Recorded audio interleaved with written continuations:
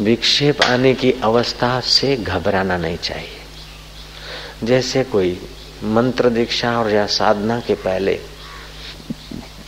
कम कामी था, काम के विचार कम आते थे, अब साधना कर रहा है तो एकदम शांत हो गए, लेकिन बीच बीच में कभी एकदम तेज हो जाएंगे। क्यों तेज होंगे? कि जैसे ऐसे लोभ के विचार, मोह के विचार, कभी कभी पहले से अपनी स्थिति ज्यादा खराब दिखेगी। ऐसा भी एक आध बार कहीं किसी किसी को हो सकता है, सबको होगा ही जरूरी नहीं, अपने अपने संस्कार है।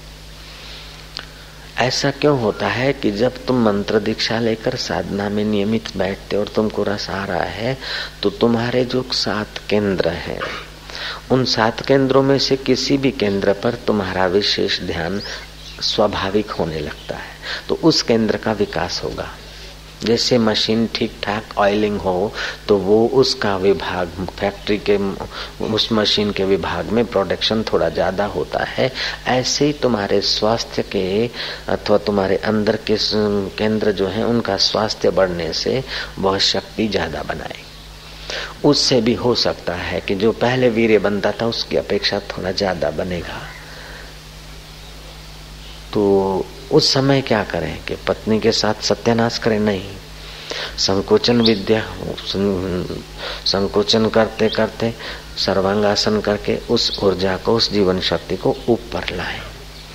ऐसे और कोई बुरे विचार आ रहे हैं तो घबराना नहीं चाहिए, लेकिन बुरे विचार आ रहे हैं, आकर्षण के विचार आ रहे हैं, तो उन बुरे विचारों से बचने के लिए, बुरे विचार मन में छुपे थे, जैसे कमरे में कचरा पड़ा है तो प्रांगण में कभी दिखेगा। एक उपाय है कि कमरे में पड़ा है ढका रहे। दूसरा उपाय, तुम साधना की बुहारी लेकर चलते हो तो वो कचरा जो कोने में नहीं दिख रहा था वो भी आज तुमको दरवाजे के आगे दिखेगा।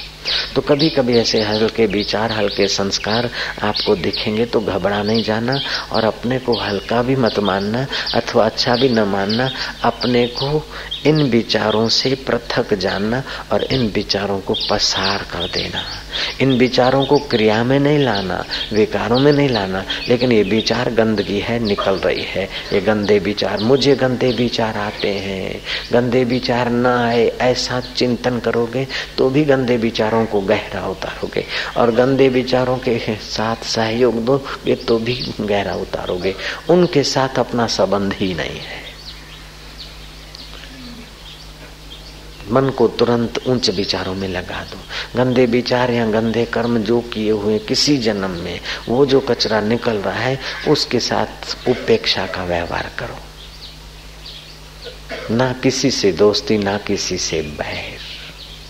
अच्छे विचारों से दोस्ती करोगे और मैं अच्छा हूं तो ये अहंकार भी गिराएगा। बुरे विचारों से वैर करोगे या दोस्ती करोगे तो बुरे बन जाओगे, नहीं तो वैर के भाव से भी बुरे के साथ चिंतन हो जाएगा। तो इनको पसार होने दो और इनको बदलने के लिए अच्छे पुस्तक पढ़ो, अच्छे में अच्छा भगवान का नाम जप और सत्कर्म में मन लगा दो। फिर भी आपको कल्पना नहीं आ सकती ऐसे विचार आ सकते, आप सोच नहीं सकते ऐसे सपने आ सकते, आप कल्पना नहीं कर सकते ऐसी एक्शनें हो सकती है, आप सुने नहीं होंगे ऐसे श्लोक भी उत्पन्न हो सकते हैं, और आपने कल्पना नहीं की होगी ऐसी अद्भुत अनुभूतियां भी होती है।